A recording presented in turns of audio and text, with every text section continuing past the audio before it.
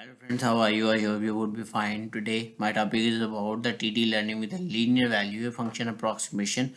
Recall TD learning for policy evaluation with the lookup table discussed in the previous chapter. We use bootstrapping and sampling to approximate VFS. Specifically, we updated VFS after each transition.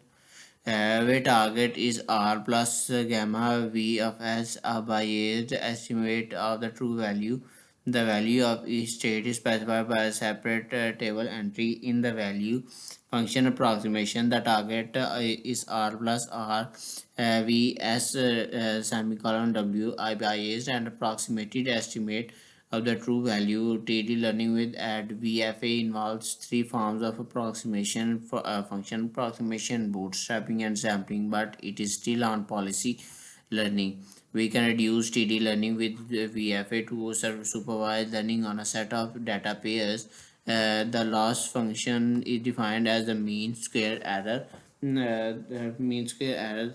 The goal is to find ways W to minimize the loss in the linear model given to the tuple ST plus 1 ST plus 1 from an episode. We updated weights as W gives us W plus A RT plus 1 plus gamma V ST plus 1 W minus V ST W V ST W. V belongs to W A RT plus 1 plus sigma RT S T plus 1 uh, W minus X after that.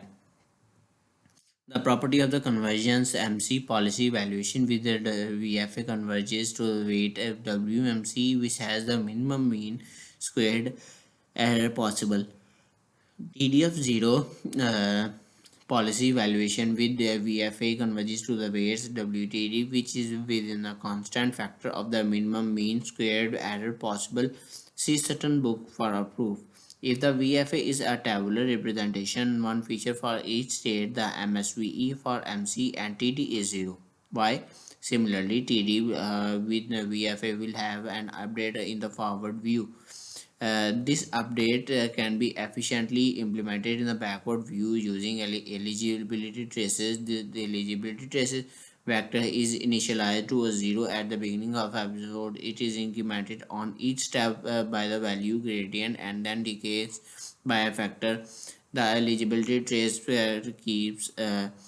keep track of which component of the weight vector can be contributed positively or the negatively to recent state evaluations. In the linear function approximation, the gradient is just the feature vector and the eligibility trace vector is just a sum of the sparse input vectors with weighting facts.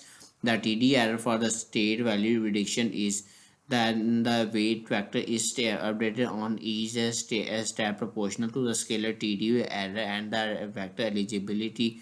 Semi-gradient bootstrapping TD with VFA for estimating state value function input. The policy pi to be evaluated of a differentiable function v terminal is equal to w is equal to 0. Algorithm parameters step size or learning rate, alpha trace decay rate, the initialized value function weight w arbitrarily. Example, w is equal to 0 loop for each episode. Initialize s0 loop for each step of episode. Choose a by following pi. Take action a. Observe r as updated traces td error. Okay, if the pi is equal to it is 0, then the algorithm reduces to a simple td of 0 one step.